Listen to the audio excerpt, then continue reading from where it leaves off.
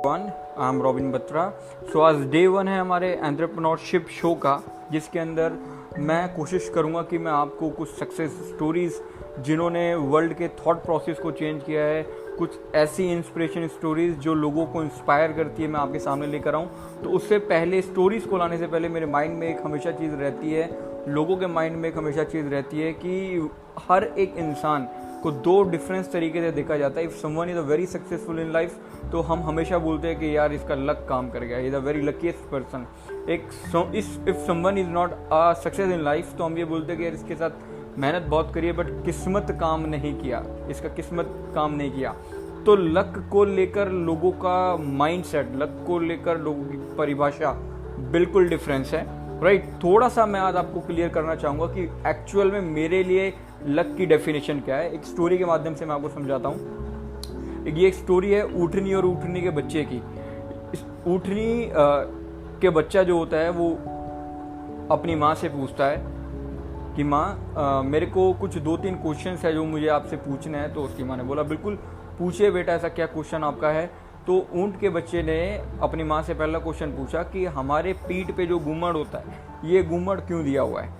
तो उसने बोला कि जैसे रेगिस्तान के अंदर पानी हमें बहुत कम मिल पाता है, ताकि हम ज़्यादा पानी पीकर उसको स्टोर कर सके, इसलिए हमें ये कुबड़ दिया हुआ है, राइट, ताकि हम पानी स्टोर कर सके। काफ़ी समय तक रेगिस्तान के कुछ एरियाज़ में पानी हमें नहीं मिलता है। तो उसने बोला बिल्कुल वेरी गुड। सेकंड क्वेश्चन उसने अपनी माँ से ये पूछा कि माँ मुझे ये बताइए कि हमारे पंजे इतने बड़े क्यों। तो उसकी माँ ने बड़ा सही आंसर दिया कि पंजे इतने बड़े इसलिए है क्योंकि रेगिस्तान में रेत बहुत होती है और हमें लंबे सफ़र, हमें बहुत दूर तक चलना पड़ता है, इसलिए हमें बड़े पंजे दिए गए, राइट, ताकि हमें चलने में आसानी हो। और जब कोई ज़्यादा रेत गहरी है तो हमारे को वो रेत हमारी बॉडी को या किसी तरीके से हमें हार्म ना पहुँचाए। उसने बोला ठीक है जी, वेरी गुड। अब वो दोनों तीसरा क्वेश्चन, उनकी कन्वर्सेशन चलती रही। तीसरा क्वेश्चन उसने अपनी माँ से पूछा।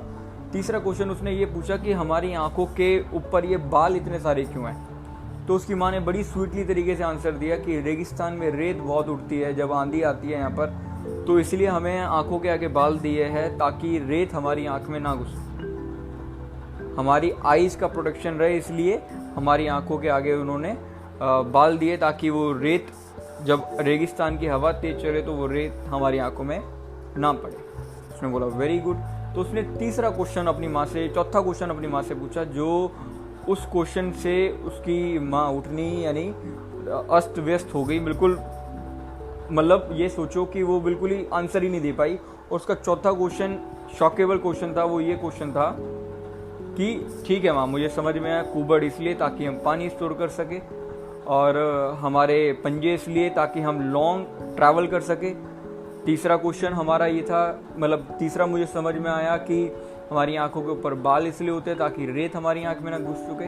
तो फिर हम यहाँ पर इस पार्क के अंदर क्या कर रहे हैं, यानी इस जू के अंदर हम क्या कर रहे हैं, right.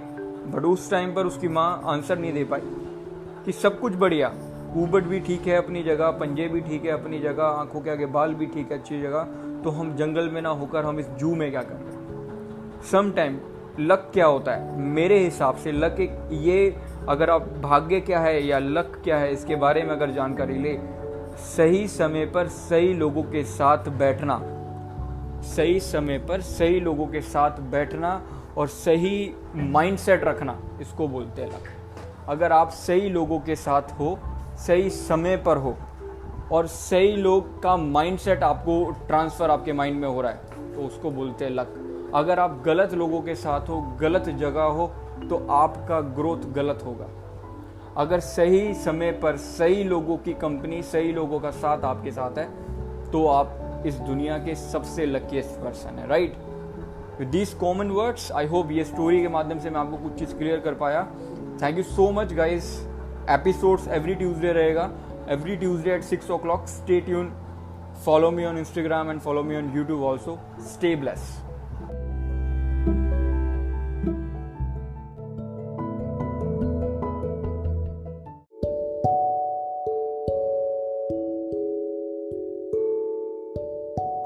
I am Robin Batra. So आज डे 1 है हमारे एंटरप्रेन्योरशिप शो का, जिसके अंदर मैं कोशिश करूंगा कि मैं आपको कुछ